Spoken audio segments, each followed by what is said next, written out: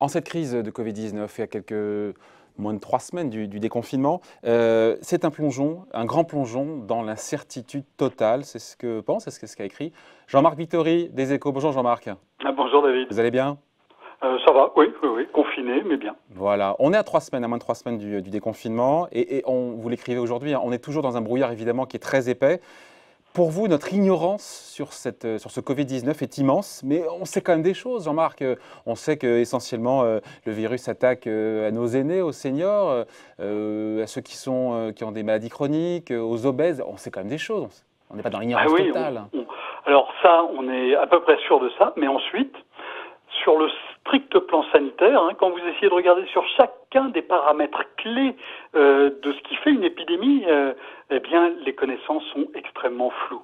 Alors, on estime que ce virus, chaque personne qui l'a, le transmettrait à 3 autres personnes à peu près. Il y a une étude de l'Institut Pasteur publiée hier qui confirme ce chiffre. Mais en même temps, il y a une étude américaine qui dit 2 fois plus, qui parle de 6 personnes contaminées par chaque personne atteinte du coronavirus. Ensuite, est-ce que la proportion de personnes atteintes qui ont été touchées par la maladie, de manière visible ou non dans la population, on n'en a pas la moindre idée. Là aussi, il y a des estimations. L'Institut Pasteur nous dit 6% ce matin. Oui, mais en réalité, on n'en sait rien. On n'en sait rien parce qu'on n'a pas fait de sondage systématique bien organisé. Pour ça, les sondeurs ont des techniques, elles n'ont pas encore été mises en œuvre. Encore faudrait-il derrière que les tests fonctionnent. Parce qu'on a donc 2 types de tests, mais ces tests, pour l'instant, débouchent apparemment sur une proportion absolument pas négligeable de faux négatifs. C'est-à-dire des gens, on leur dit « Non, vous n'avez rien eu », et finalement, ils ont tout de même eu quelque chose. Il y a le cas des enfants aussi.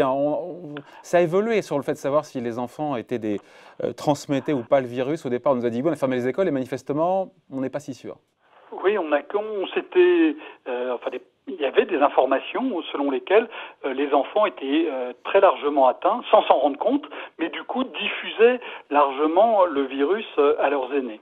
Et puis, quand on regarde des endroits où ont été faites des études un peu plus systématiques, c'est le cas de l'Islande. L'Islande, c'est le pays qui a testé la plus large proportion de sa population. Elle a testé 10% de sa population. Enfin, en même temps, ils sont moins. Voilà, ils sont un peu moins de 400 000. Mais bon, ça veut dire qu'ils ont même testé 40 000 personnes systématiquement, avec des tests dont on n'est pas sûr des résultats, mais passons. Sur les enfants, la proportion d'enfants de moins de 10 ans qui auraient été touchés par le coronavirus est la moitié de celle de l'ensemble de la population. Donc les enfants seraient en fait 2 fois moins touchés que la moyenne. Et donc, est-ce qu'il fallait fermer toutes ces écoles? Voilà, quand on regarde chacun des paramètres du coronavirus, on se rend compte encore aujourd'hui qu'on a finalement extrêmement peu d'informations. Alors on peut dire c'est scandaleux, c'est incroyable. En fait, ça s'explique de manière tout à fait simple. On est 150 jours après la première apparition de la personne malade. C'est même un délai extrêmement bref. Et puis, jusqu'à présent, on ne s'était pas beaucoup intéressé à cette famille de virus. On s'est beaucoup intéressé à la famille des virus qui créent la grippe, puisqu'il y a eu des épidémies spectaculaires qui ont fait des dizaines de millions de morts. Ce n'était pas le cas jusqu'à présent du coronavirus. La première alerte sérieuse, ça avait été le SRAS en 2003, mais ça avait fait moins de 2000 morts, et puis ça s'était arrêté tout seul, un peu mystérieusement. Quand on avait fait le vaccin, on n'avait même pas pu le tester parce qu'il n'y avait plus personne qui était atteint de la maladie. En 2004, c'est ça, on a le vaccin en 2004, un an après, en fait, il n'y a plus personne à vacciner, c'est ça? Oui, on trouve même pas un endroit où tester ce vaccin. Et dans ce qu'on ne sait pas non plus, mais on pourrait faire une liste à l'après-vert, on ne sait pas non plus cette histoire du fait qu'il se propage ou pas dans l'air. Là aussi, c'est quelque chose, on est à ça. Oui, on a fait toute une politique de distanciation sociale, en nous expliquant notamment qu'il fallait être à 1 mètre, et puis dans certains cas à 2 mètres. On ne sait pas si ce virus se diffuse par les airs, si dans les airs il survit quelques secondes ou quelques minutes ou quelques heures. Ça aboutit évidemment à des politiques totalement différentes. Si vous prenez le cas du métro, on ne fait pas rouler le métro si le virus survit des heures dans l'air, parce que dans les métros on est par nature confiné. Et s'il survit quelques secondes, à ce moment-là, on peut avoir une politique très différente. Ouais. Sur chacun des critères clés de ce virus, on ne sait pas pour l'instant, et tout le monde le dit, hein. Emmanuel Macron a employé le mot incertitude, qui a présent n'était pas particulièrement souvent dans son vocabulaire. Olivier Véran, dans une très bonne petite vidéo, explique ce qu'on ne sait pas. C'est un aveu pour un politique qui n'est pas évident, parce que les politiques sont censés savoir. Là, la vérité, c'est qu'on sait encore très peu de choses sur le plan sanitaire sur ce virus. Et donc, derrière, les politiques et l'économie vivent dans une incertitude qui est radicale. Mais juste, on fait le lien, parce que c'est ça, en fait. Mais vous écrivez aussi, là, je n'ai pas compris, le nombre de décès liés au Covid, vous dites, est mal connu. Mais j'ai envie de vous répondre, mais c'est seulement en Chine, ça, pas ailleurs. C'est seulement en Chine où, effectivement, mais en Chine, on n'a pas d'idée d'un ordre 10. La Chine a commencé par annoncer 3000 morts, et puis elle a rectifié récemment en disant non, finalement, c'est 4500 morts.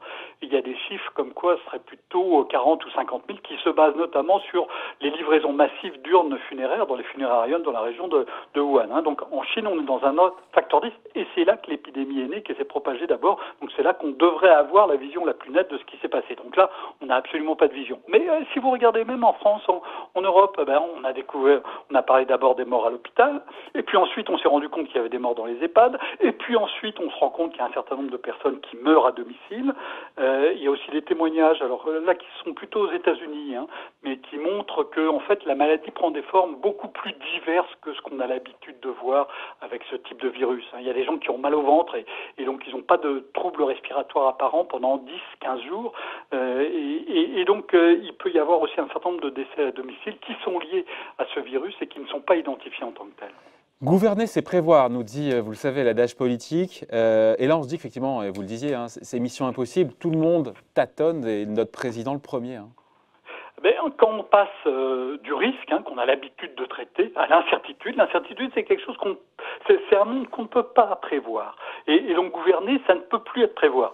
Avant, ça aurait pu être prévoir pour avoir des politiques de réponse adaptées. On voit bien que les pays qui sont proches de la Chine, après l'épidémie du SRAS en 2003, s'étaient dit qu'il fallait prévoir. Et donc, ils avaient prévu un certain nombre de mesures qui ont été mises en place et qui s'avèrent efficaces. C'est le cas, comme par hasard, du Vietnam, de la Corée, de Taïwan. Ces trois pays ont mené des politiques exemplaires parce qu'ils avaient prévu, mais ils avaient prévu avant.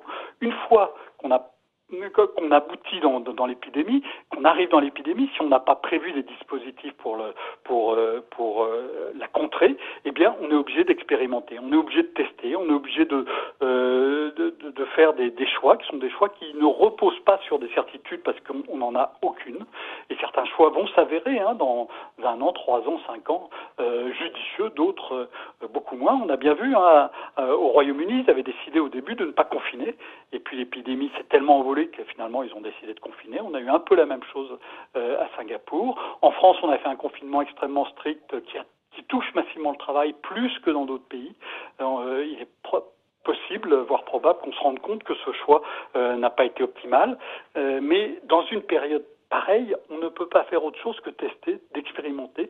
On ne peut plus prévoir, on ne peut pas décider en toute connaissance de cause, comme on a l'habitude de le faire dans les choix politiques habituels. Et ça va continuer, cette période aussi, on le voit bien, de déconfinement, on voit bien le gouvernement avoir du mal à nous sortir son plan de déconfinement parce que tout ça est très complexe. Mais au-delà du monde politique, après on passe au monde économique. Pour un dirigeant économique, cette incertitude, ça crée, on va dire, un choc qui est très brutal parce que quelque part des questions existentielles. Et là, vous l'écrivez pour un patron, pour un chef d'entreprise. Qu'est-ce que je vais vendre à mes clients? Est-ce que mes fournisseurs seront toujours là à mes côtés? Toutes ces questions, elles se posent. Oui, et là encore, de même que le gouvernant, le chef d'entreprise n'a pas l'habitude, ne sait pas spontanément piloter dans ce genre d'environnement. Et le chef d'entreprise a l'habitude de piloter dans un environnement où il y a des risques. Et ces risques, on met des probabilités dessus. Là, on passe du risque à l'incertitude. On ne peut plus mettre de probabilité. Les itinéraires du futur nous sont totalement inconnus. Et donc, le chef d'entreprise doit piloter son entreprise différemment. Il ne sait plus demain s'il aura ses fournisseurs. On va découvrir au moment du déconfinement qu'un certain nombre d'entreprises ne peuvent pas repartir. Ça, un chef d'entreprise aujourd'hui ne le sait pas. Il ne sait pas ce que veulent ses clients. On voit bien que dans toute une série de domaines, la demande des clients va changer. Ça ne veut pas dire qu'ils consommeront plus, mais ils consommeront autrement, ils achèteront des produits différents. Et ça, le chef d'entreprise ne le sait pas encore. Sylvain Duranton, consultant du BCG, une bonne expression pour ça, il dit que les entreprises ne savent pas ce qu'elles sont en état de produire et ne savent pas ce qu'elles seront en état de vendre. Et ça, c'est un univers, encore une fois, très très différent. Donc ça veut dire être aussi dans l'expérimentation pour le chef d'entreprise, comme pour le politique. Évidemment, évidemment, et le chef d'entreprise va devoir faire comme les entrepreneurs des startups, adopter une posture extrêmement souple, extrêmement agile. Alors ces termes-là étaient dans le langage managérial depuis déjà des années, mais là il va falloir les employer de manière absolument systématique pour arriver à trouver, à se frayer le bon chemin dans cet environnement incertain comme on n'en a jamais eu. Incertitude aussi, on finit là-dessus, sur ce que vont faire les Français de cet argent qui était thésaurisé, épargné pendant tout ce confinement. Alors, les chiffres valent un peu, je crois que c'est 50, 100 milliards d'euros non dépensés. Comment est-ce qu'ils vont le dépenser? Est-ce qu'ils vont le dépenser, encore une fois, ou le garder sous leur paillasse? Là aussi, c'est l'incertitude. Quand on discute anecdotiquement à gauche, à droite, on entend des réactions assez divergentes. Des gens qui se rendent compte que finalement leur placard est plein d'habits et qu'ils n'ont pas besoin, d'en racheter tout de suite. On se rend compte aussi que tout ce qui est l'industrie touristique va être durablement frappé. Les gens ne vont pas se précipiter dans les bateaux de croisière en juillet ou en août et sans doute pas non plus dans les avions. Donc il va y avoir des postes de la consommation qui vont être durablement amoindris, et puis il y en a d'autres aussi qui vont sans doute se développer, mais ça encore aujourd'hui on ne le sait pas et il est impossible de le savoir. Donc le message de ce billet d'humeur dans les Échos aujourd'hui, c'est ce grand plongeon, vous avez titré ce grand plongeon dans l'incertitude radicale, c'est ça, pour tout le monde, pour tous les agents économiques?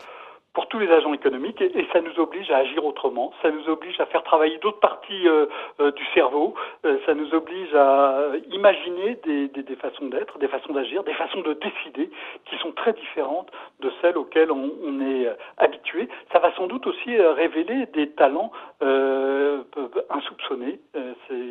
C'est un monde qui change en profondeur, et ça va être évidemment passionnant à suivre pour nous les journalistes tout au moins. Voilà, merci en tout cas. Point de vue signé Jean-Marc Vittoret, éditorialiste aux Échos. Merci beaucoup Jean-Marc. Bonne journée. Bonne journée. Bye.